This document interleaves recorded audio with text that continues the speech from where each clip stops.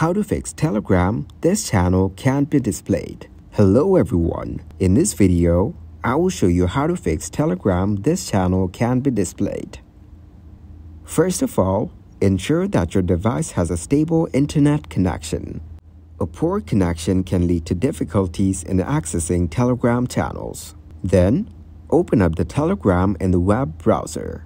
Once you get into your Telegram account, click on Menu from the top left corner. And then, go into Settings from here. Now, from the Settings, go into Privacy and Security. And from Privacy, you will find a Sensitive Content option. Then, from here, click to tick the Display the filtering. If none of the above steps work, consider contacting Telegram support for assistance. They may be able to provide insights or solutions. Sometimes the issue may be on Telegram's end.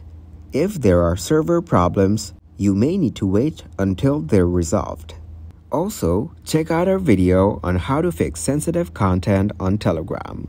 Thank you guys for watching this video. Hope you got some value. Make sure to like the video and subscribe to the channel to get notified for new videos. See you in the next one.